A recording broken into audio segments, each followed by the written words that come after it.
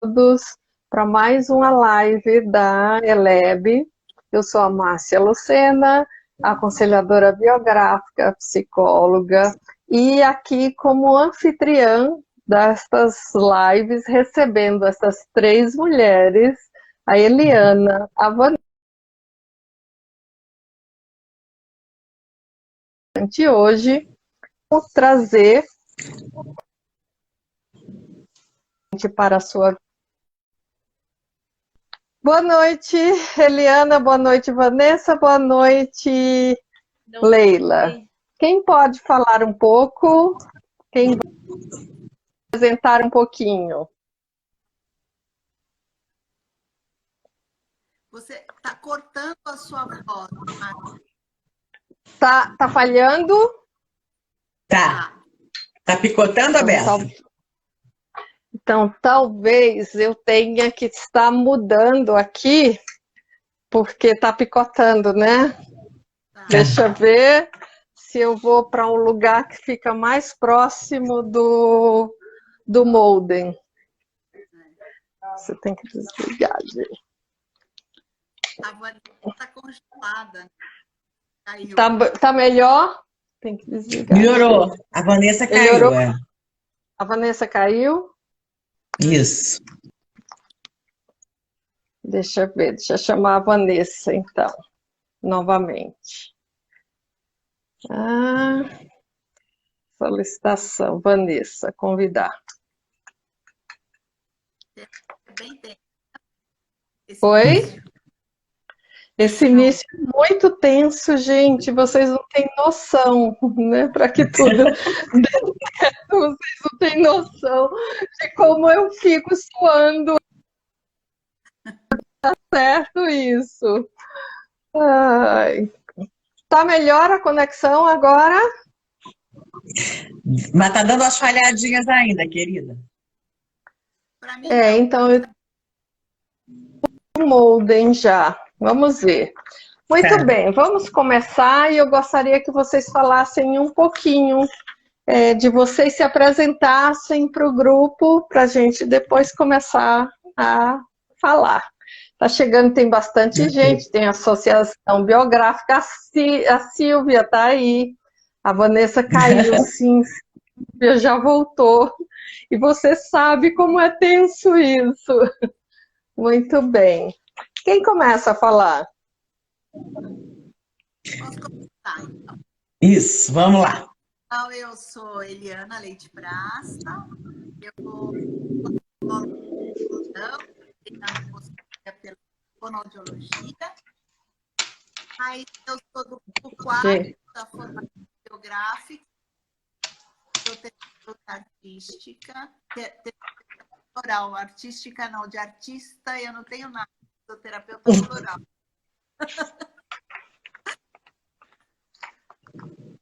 Posso pegar. Eu sou Leila Tâmela, também sou aconselhadora biográfica, sou consultora de desenvolvimento, coach executiva, faço parte do grupo de coordenação da ELEB. Hoje eu estou morando no interior do Rio de Janeiro, então estou aproveitando mesmo esse mundo online, né? Morando lá no interior e podendo me conectar com o mundo por esses outros meios. Muito bem. O pessoal está falando que o áudio está longe. Não sei se vocês conseguem usar fone de ouvido. Tá, posso pegar o meu aqui. Isso, que o áudio está um pouquinho longe. Tá bom. Vanessa, vai falando. Camila, vai avisando se melhorou com o áudio. Bom, boa noite a todos, todas.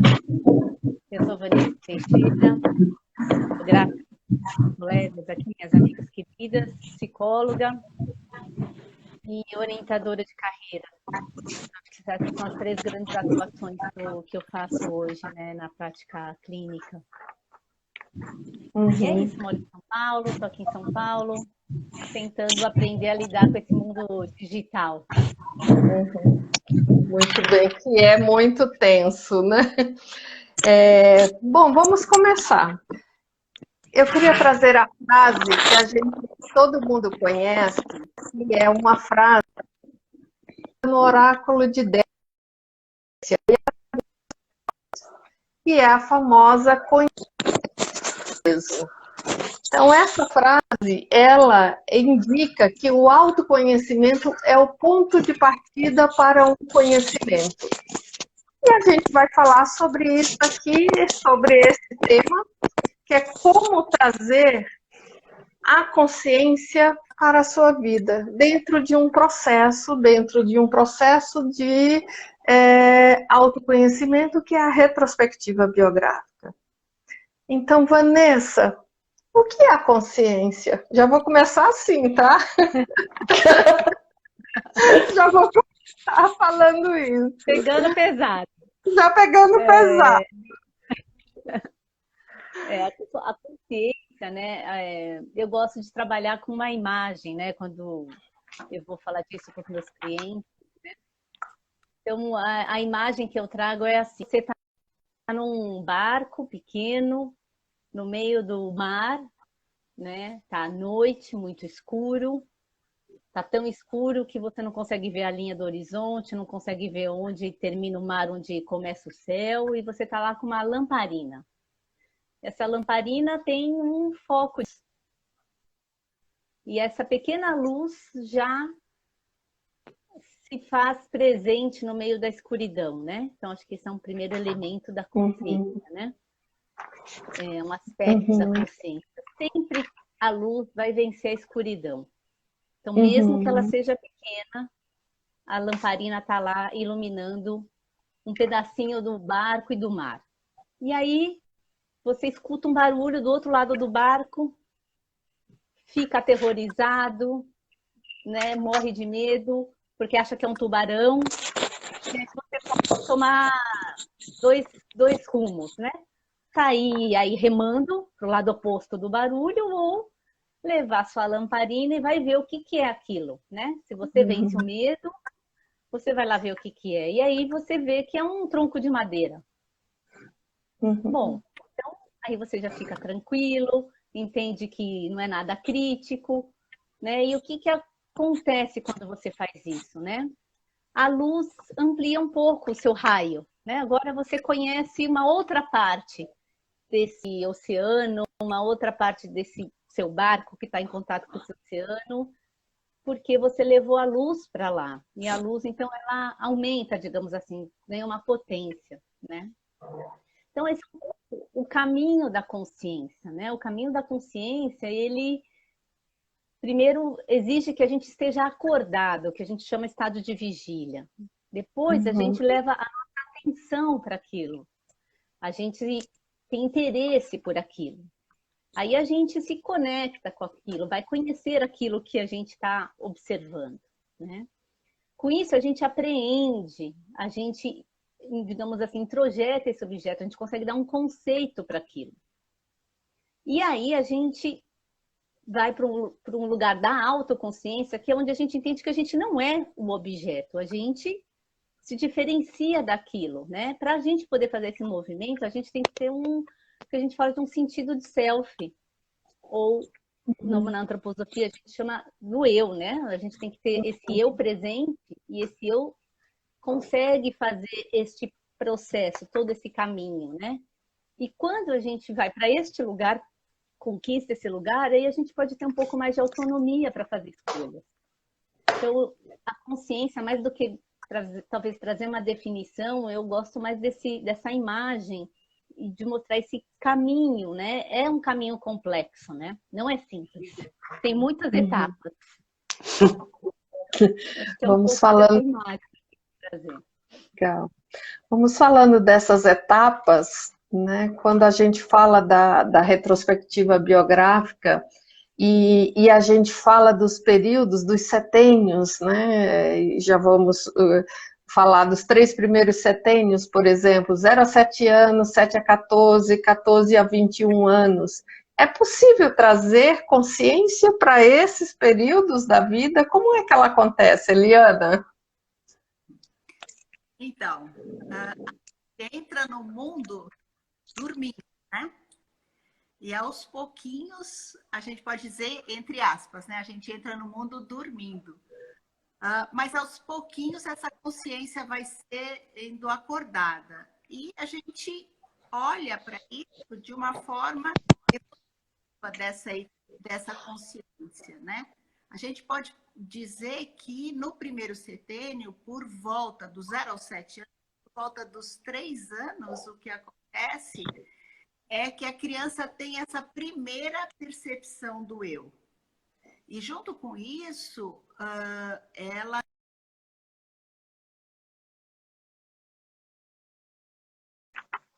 O jeito tá falhando aqui.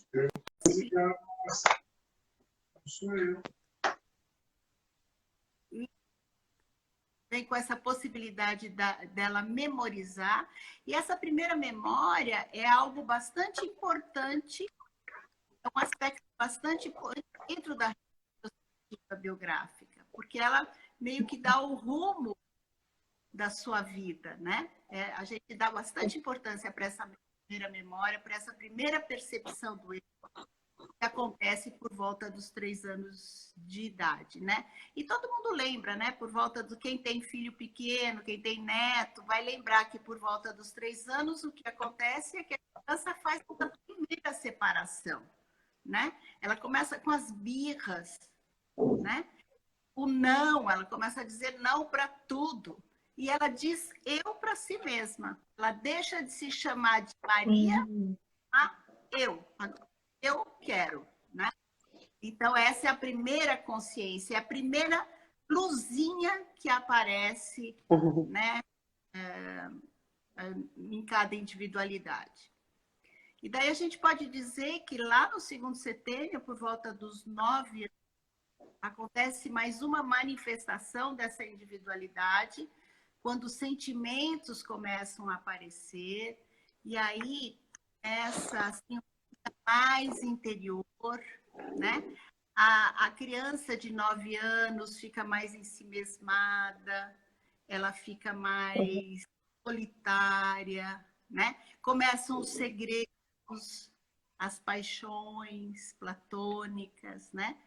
Então, é outra vez o eu mostrando uma luzinha aí outra vez, né? Se desenvolvendo.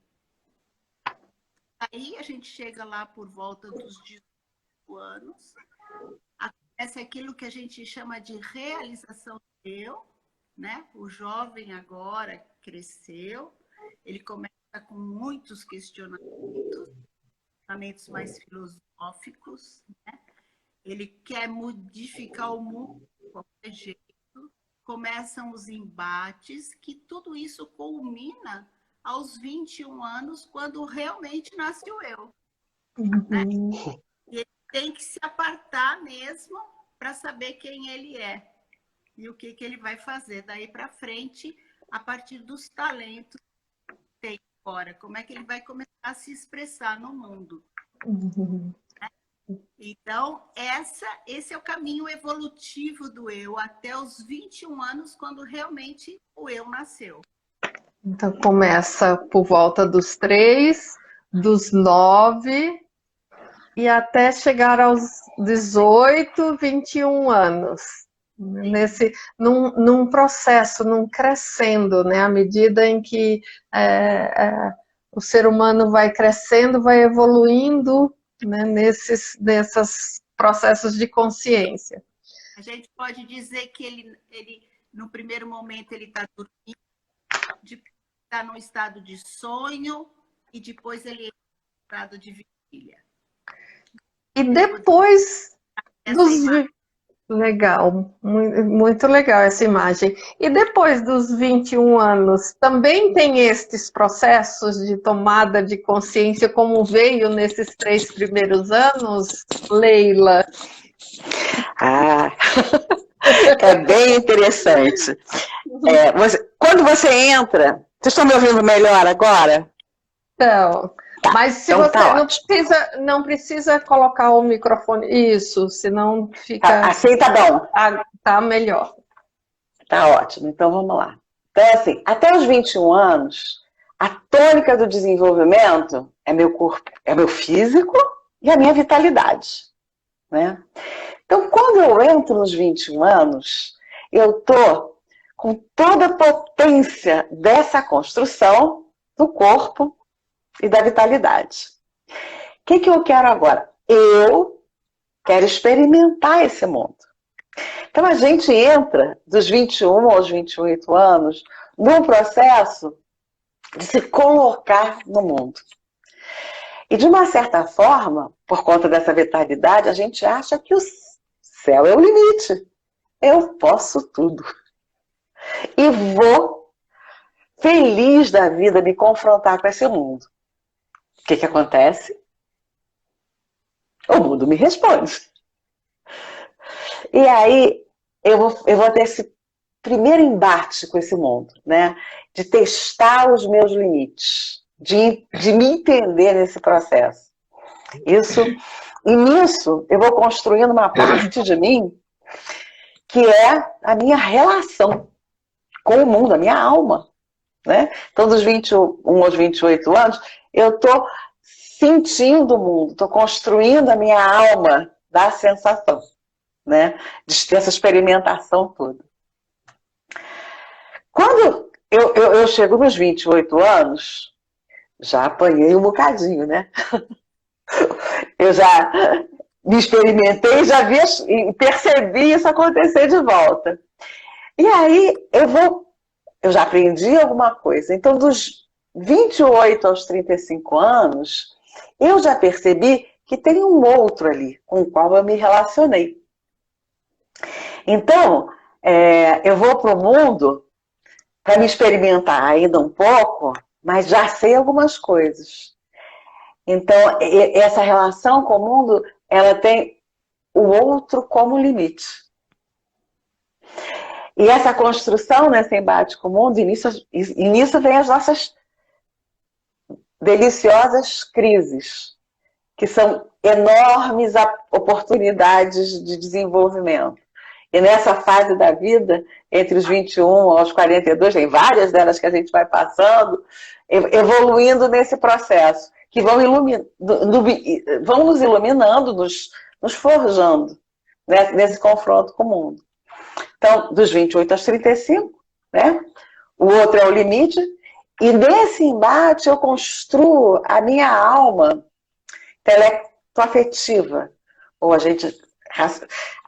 alma racional, né? Eu já me já experimentei várias coisas, já começo a construir alguns conceitos. E vou aí mais ou menos até os 35 anos. Nos 35 anos, né, eu começo a me perguntar, e no meio desse movimento, vem de novo a pergunta, quem eu sou? A gente faz ela aos 18 anos. Aos 37 eu faço ela de novo. Quem eu sou? Mas esse quem eu sou agora já tem uma história para olhar para trás. Eu já experimentei um monte de coisas. E nesse momento, eu vou começar a perceber da minha relação com o mundo, né, que o céu não era o limite.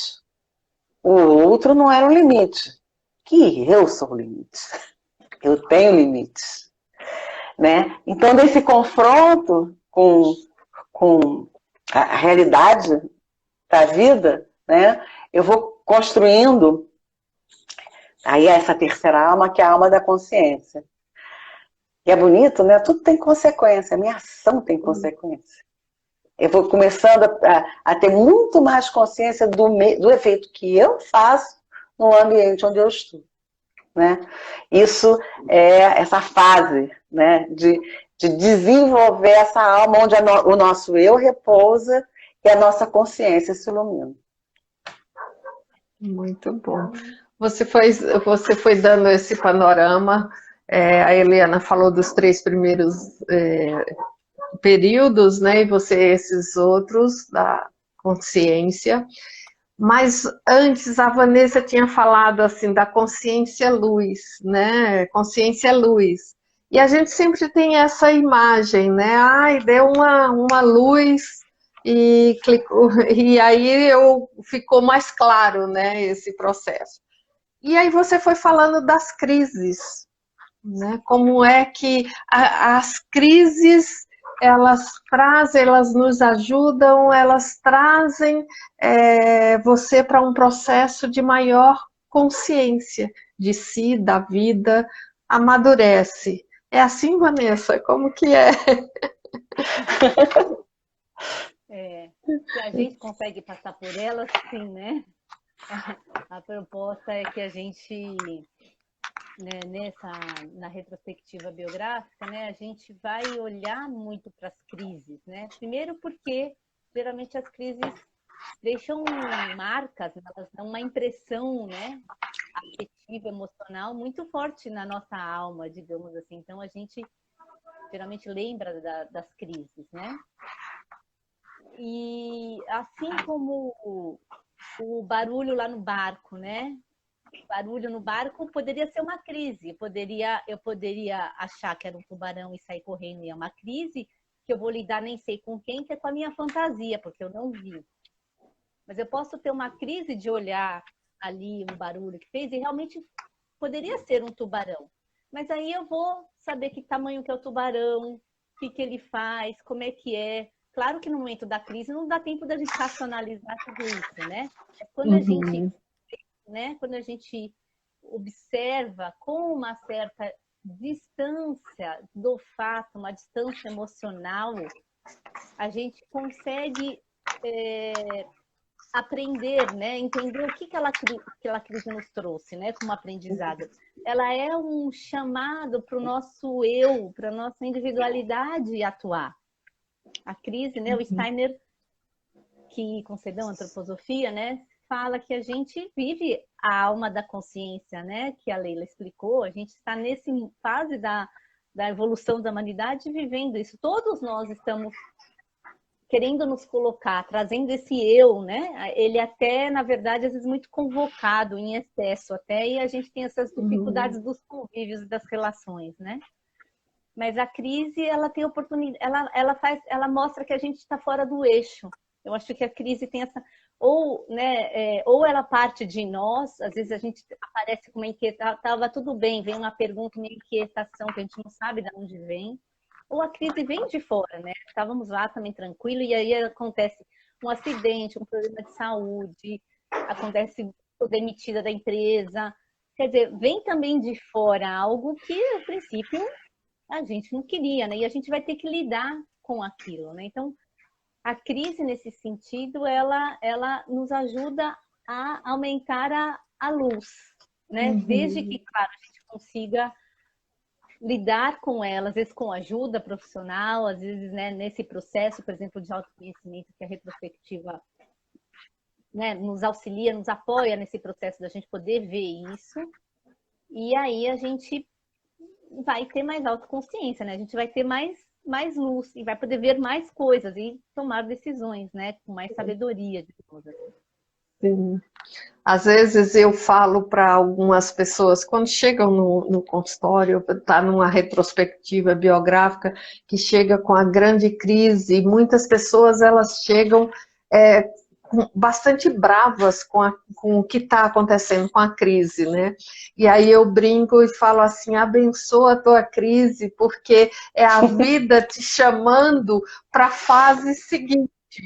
E aí eu brinco um pouco, trago um pouco essa imagem, né, sabe, os joguinhos que você vai e tem que passar por fases. Só quando você jogou aquela fase, morreu várias vezes ali, mas você aprendeu aqueles desafios, aí você tem que passar para a fase seguinte. Né? Então, às vezes, eu trago um pouco essa visão de que é isso, você está amadurecida, mas muitas vezes a gente não quer mudar, né? Porque às vezes está ruim, mas está bom também, né? Então, a crise faz esse movimento, né? Eu acho que é quase que um movimento da vida, dizendo, olha, tá ruim e você precisa amadurecer, você precisa já estar pronta para a fase seguinte, mesmo que você ainda não saiba ou não perceba, né? Está na hora de ir para a fase seguinte. Repete, né? Quando a gente não lida com aquilo repete. É o tal dos Sim, padrões, né? Tem padrões que são bons, saudáveis, né? Tem padrões isso, que são, né? Então, quando repete ali o tema da crise, né? Que às vezes muda a circunstância, muda o ambiente, muda os é, personagens, mas o tema tá ali persistente, né? Eu sempre brinco também, ficou de DP da faculdade essa matéria aí. Você não vai passar para é. outra enquanto não passar por essa.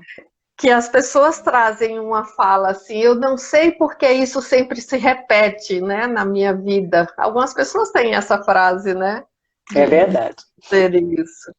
E aí, para a gente poder ter esse grande panorama, e talvez a gente explique um pouco que quando a gente fala sobre a retrospectiva, o que é essa retrospectiva e como que ela pode, né, contribuir para essa tomada de consciência para a vida, né?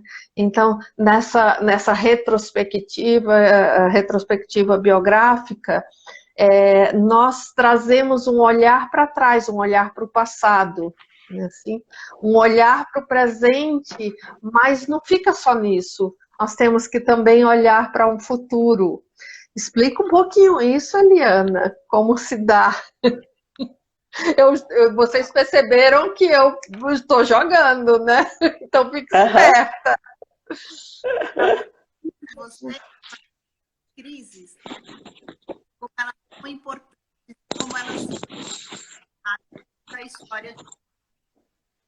Por outro lado, a gente também pode olhar para essa história de vida sem conseguir ordenar as coisas, né? Então, a retrospectiva biográfica traz essa possibilidade de você colocar a sua história na linha do tempo.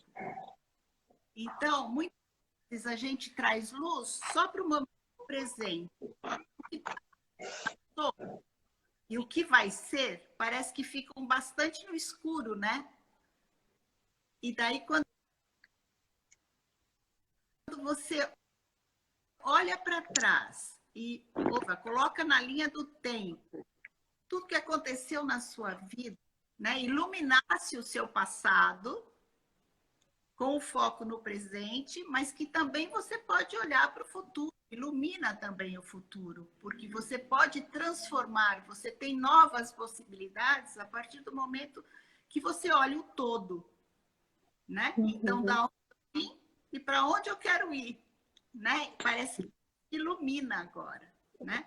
Então, a gente entrou no mundo realmente dormindo, né? Então, a gente foi dormindo, foi organizando o corpo, foi se relacionando com o próprio corpo para chegar nessa terra. Depois a gente se relacionou com o mundo, com o outro, né? E tudo isso, todo esse movimento, se a gente rapidamente der uma olhada na nossa biografia, a gente vai ver quantas coisas aconteceram, quantas modificações. Mas a diferença está em colocar na linha do tempo, porque isso traz consciência e ilumina a sua, individualiza a sua história. Você pode ver aqui que se repete, quais são os padrões que você tem, quais são os talentos que você tem, que não está usando ou que está usando demais, né? Você pode ressignificar os fatos, né? Isso é legal. Você consegue ter um respiro na história, né? Você tem muitas histórias a partir daí. E muitas, sim, quando você fala dos talentos, reconhecer os talentos, né? Que muita gente, elas trazem esses talentos dentro de si, mas como tema não tem consciência, né? Não se apropria muitas vezes do que elas têm, do que elas trazem de bom, e muitas vezes as pessoas ficam olhando para o difícil da vida, para aquilo que não foi bom, e aí não consegue se apropriar, né, nesse sentido. Então, muitas vezes ela paralisa num passado que não foi bom, ou que trouxe coisas negativas para ela, Mas com esse olhar que você está trazendo, Eliana, é como se olhar para esse passado é também ressignificar esse passado, né? É também dizer, sim, teve essas coisas negativas, mas o que eu consigo, ou o que eu torno consciente para mim, esse negativo, mas também eu vejo o que foi bom, o positivo, né, na minha vida. Não é isso? Eu tenho que olhar para o passado, porque o passado é meu, né? Os fatos que aconteceram na minha história me pertencem, eu tenho que integrá-los na minha vida, não me aprisionar a eles, né? Mas ressignificá-los, né? Trazer luz para cada fato. Paralisado num momento da vida de uma forma bastante inconsciente, inclusive. Quando você põe um foco de luz lá, parece que aquilo se abre e que não era tudo aquilo, né? Eu posso fazer diferente, mas para isso eu preciso colocar a luz lá. Eu preciso acender a chaminha lá e colocar e encarar o fato, né? Isso me pertence, sim. Como é que eu vou fazer daqui para frente? Né? Sim. E não é um movimento fácil, você tem que ter muita coragem, né? Para reunir sua coragem, não ter coragem, reunir a coragem, né? A Silvia está falando, usando a imagem da Vanessa, esse olhar negativo, é ouvir a imaginação enquanto eu estou no barco. Sim, sim. Acho que pode ser, né? Pode ser também um choque emocional, né? Que sequestra a nossa capacidade de pensar, né? Porque também quando a gente vive uma situação que a gente emocionalmente ficou preso, digamos assim, ou aquilo ficou tão intenso, aquilo também sequestra mesmo a nossa capacidade de trazer consciência. É como se a gente tem a lamparina lá, mas tem um véu, né? E o véu apaga, diminui a intensidade, né? Sim. Então, o olhar negativo geralmente procura culpados, né? E aí, essa linha do culpado, a gente tem que levar para a responsabilidade, porque daí quando eu sou responsável, eu posso fazer alguma coisa, né? Eu acho que tem que cuidar também disso, né? E eu acho que a perspectiva a gente faz muito essa coisa, né? De que você é responsável pela sua vida, né? Isso que você está trazendo é importante. Fala, Leila. E tem um ponto de vista super interessante também, assim, vou trazer um pouquinho da imagem do fósforo, sabe? A gente tem que se ralar às vezes para acender. E quando a gente olha para trás, né, nessa coisa de se ressignificar, de repente tem... Sabe aquele primo chato que te desafiava?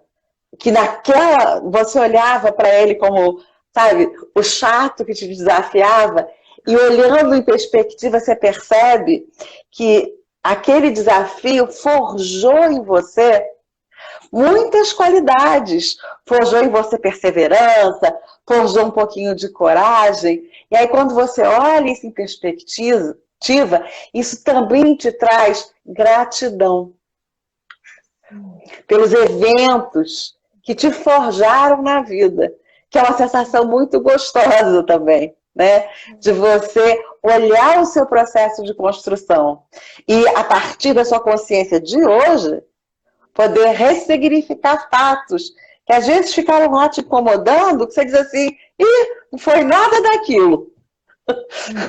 Olha só as consequências que trouxe. E isso é muito, muito revigorante quando a gente faz. Tão legal que você está trazendo, que é o que a Vanessa traz, é que se eu fico também nesse olhar de procurando culpado, eu fico uma vítima, né? E aí eu não consigo olhar com gratidão para o que me veio. Não é assim? Eliana, você ia falar alguma coisa. Eu ia gancho que a gente pode, né, ainda daquilo que vocês estão trazendo, que a gente pode levar a vida toda meio que adormecida em relação a essa história de vida, né? Que é daí entrar nessa zona de conforto que você falou, né, Mari? Não tá bom, mas tá bom assim, né? Tá bom assim, né? Quando você tem essa coragem de iluminar a história, né?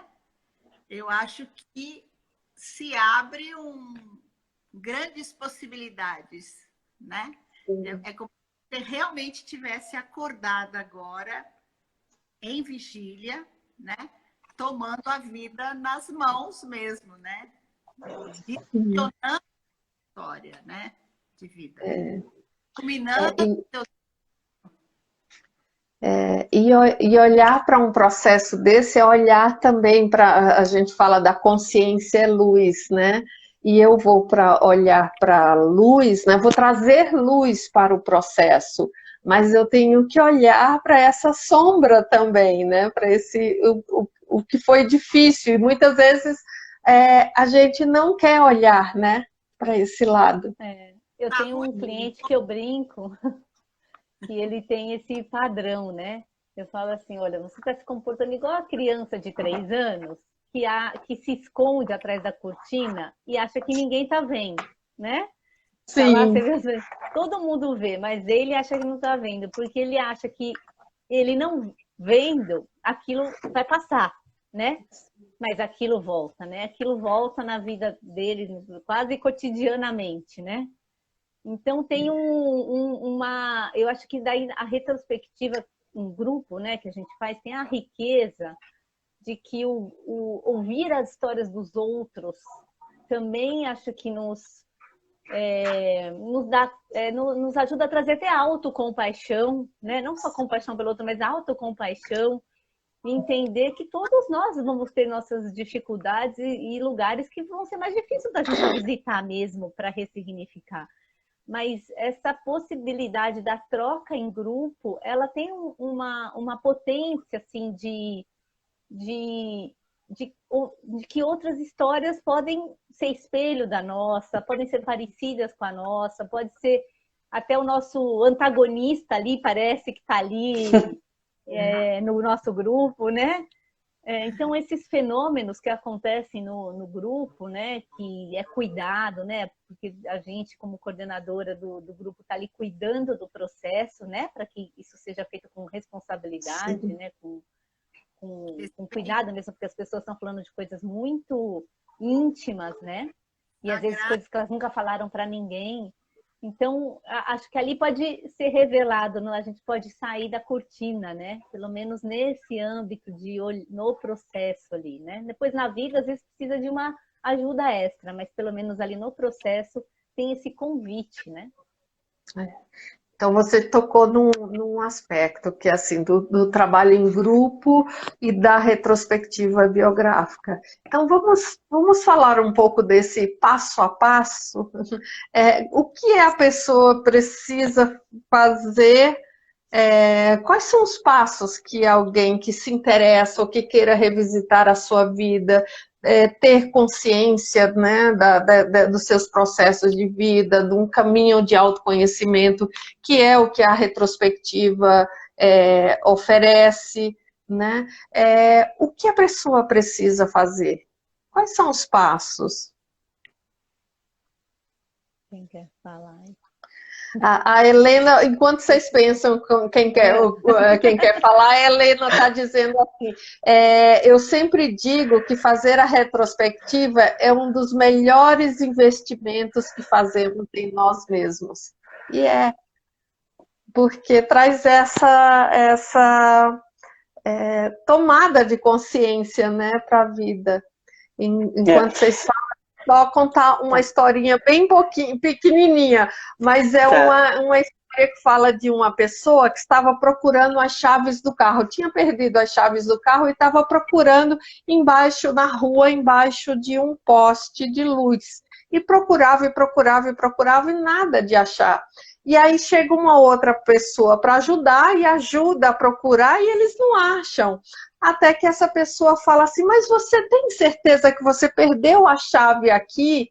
Ele fala, ah, não, eu não perdi aqui, eu perdi naquele lugar, mas lá está tão escuro, eu preferi procurar aqui. Então, muitas vezes a gente faz isso, a gente não quer olhar para as nossas partes que estão mais escuras, né? A gente quer procurar dentro do que está mais fácil.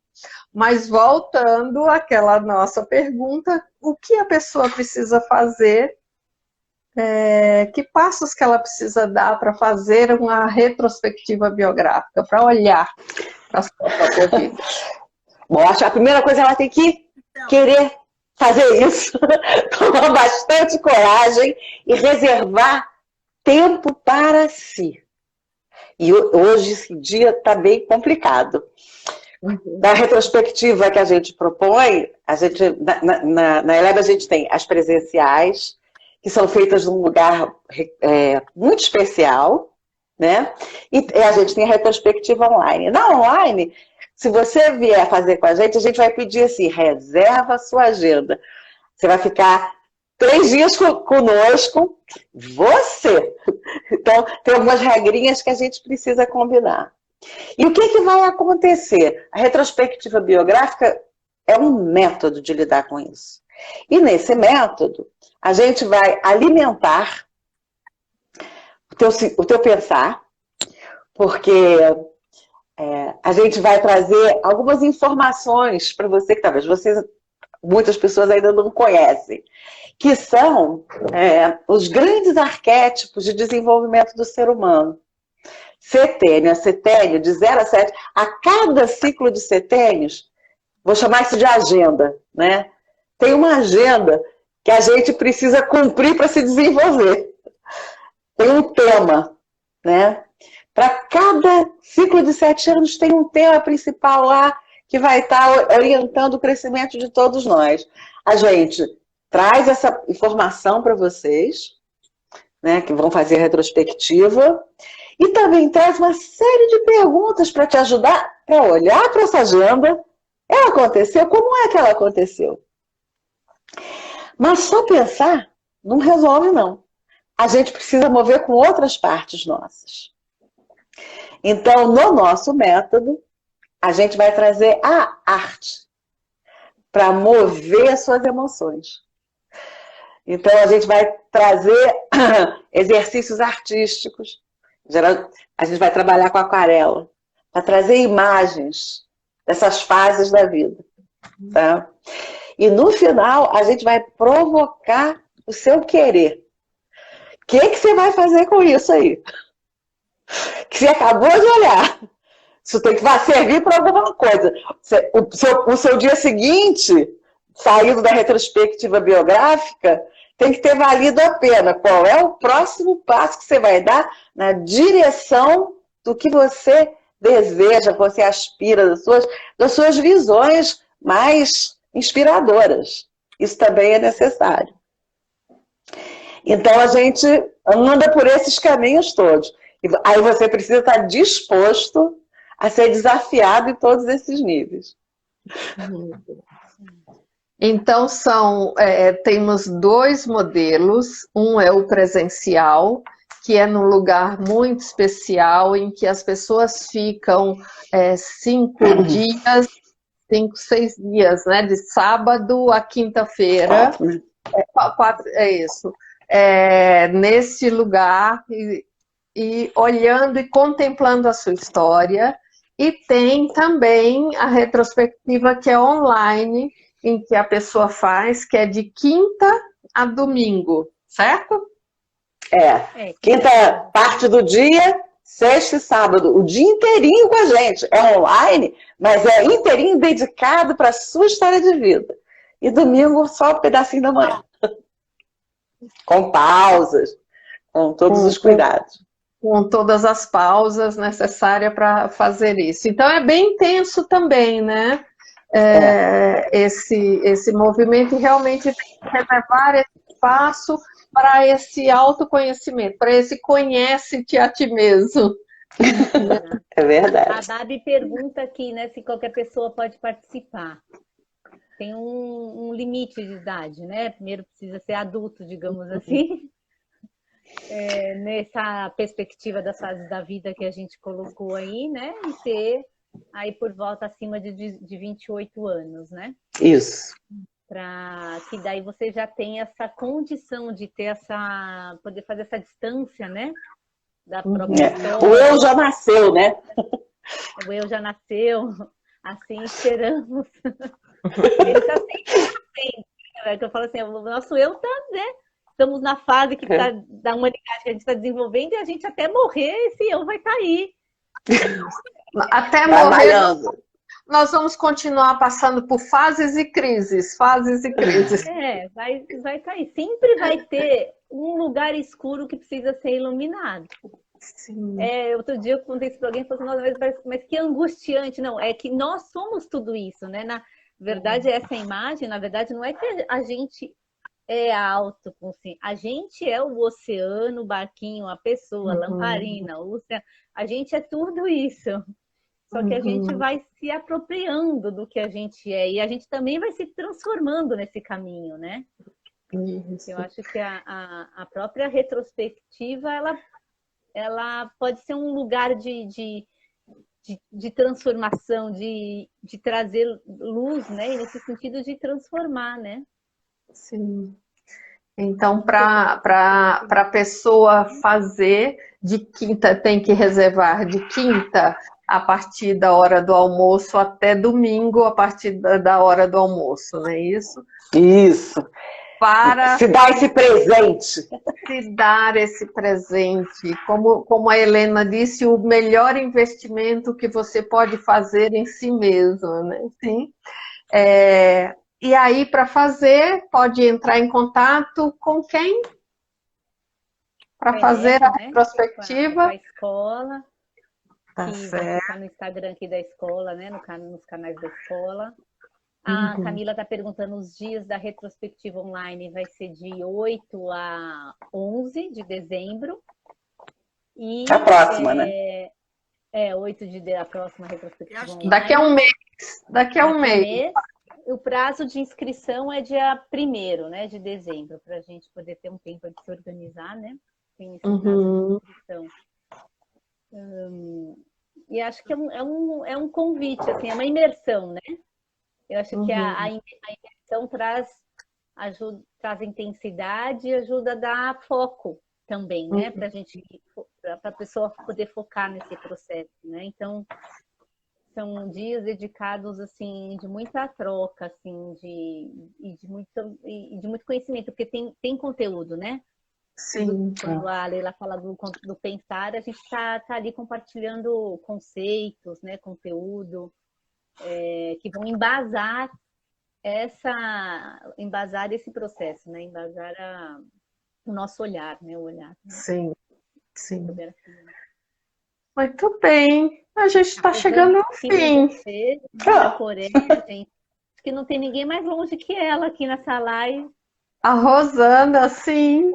A Rosana está na Coreia, não é isso? Tenho também várias pessoas queridas aqui. Tem bastante. Bom. Então, que alcance bastante pessoas, que vocês, quem está nos ouvindo ou quem vai nos ouvir, divulguem. Esse é um processo muito lindo, realmente um presente para você se dar, ou para você dar para alguém também, esse presente.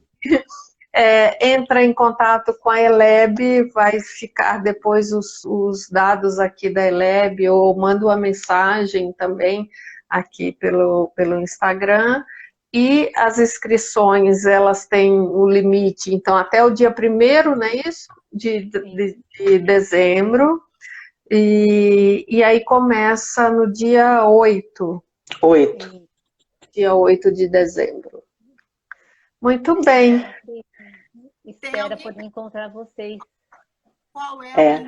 Pessoas queridíssimas aqui. Aqui tô olhando a lista, né? Sim. O Que endereço que está aqui é através da ELEB, então vai ser online essa retrospectiva, agora de dezembro, ela vai ser online, então cada um vai poder estar fazendo dentro da sua própria casa, do seu espaço, como a Leila falou, o importante é que você possa ter esse cuidado no espaço em que você vai fazer, porque são 3 dias, né, em que vai estar intensamente revisitando a sua história.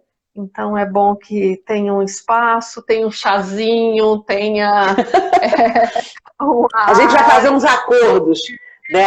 Passar a listinha do ter que ter cuidado. Não pode comer feijoada para dormir de tarde, tem que cuidar da alimentação, tem que fazer algumas coisas. Isso. Cuidar do espaço, né? Que a gente sempre fala, assim como o grupo também é um vaso sagrado, né? Isso. Cada um vai ter que garantir o seu espaço, já que é online, então, né, essa é a parcela do participante, né? É verdade. Que garanta uma privacidade, uma tranquilidade, de preferência, garantir que não seja invadido aí, né? Enquanto estiver aí no seu processo, né? Isso. Porque é muito rico, é muito bacana, assim, a gente tá trazendo isso, porque todas nós passamos por essa experiência, conduzimos, né, vários grupos e sabemos da riqueza que é, né? Porque realmente é muito rico e acho que a antroposofia assim, traz muita... traz luz, traz, né, uma abertura, assim, né? Eu acho uma abertura de pensamento, de conhecimento, assim, né? Uma visão do ser humano integrada, né? Uma visão do ser humano que considera vários aspectos, né? E a gente cuida de cada um desses aspectos nesse processo, né? Do físico, da alma, do espiritual. Então, assim... É a melhor... Isso, eu acho que a gente pode aqui citar a doutora Gudrun e o livro dela, que é a melhor forma de você tomar a sua vida em suas mãos. Exato. Exatamente. Muito bem. Meninas, chegamos ao fim, tem quase uma hora já que a gente está conversando, apesar daqueles inícios, vejam, o início é sempre muito tenso, mas o final é bem melhor, bem mais gostoso, deixa um gostinho de quero mais, quero mais, né? É verdade. Mas falar que a live vai ficar no YouTube, né, da escola. Isso, vai ficar tanto aqui no Instagram, vai ficar gravado aqui no Instagram, mas também vai ficar disponível no canal do YouTube da ELEB. Quem não se inscreveu no canal lá da ELEB para receber naquele sininho lá, para estar recebendo o comunicado sempre que uma live nova chega... Então vai lá, se inscreve, que daqui a 15 dias tem uma outra live, fica atenta e se inscreve para receber todas as informações. Eliana, obrigada, Leila e Vanessa, muito obrigada. Eu que agradeço a todo mundo que esteve aí presente, vocês. Sim, agradeço também todas as presentes que estão escrevendo ainda aí. Muito obrigada, viu? Obrigada. Muito obrigada. Ari, foi um prazer te ver aqui, viu? Tem um amigo meu que eu não vejo há um tempinho e está aqui. Agradecer a Camila pela ajuda, né? Camila é nossa assunto para assuntos digitais, de comunicação, e graças a ela a gente está conseguindo sair de trás da cortina e lidar aí com essa esse mundo virtual. Meninas e todos que nos assistiram, beijo. Beijo. Boa noite, queridas. Obrigada. Boa noite. Boa noite. Tchau. Tchau.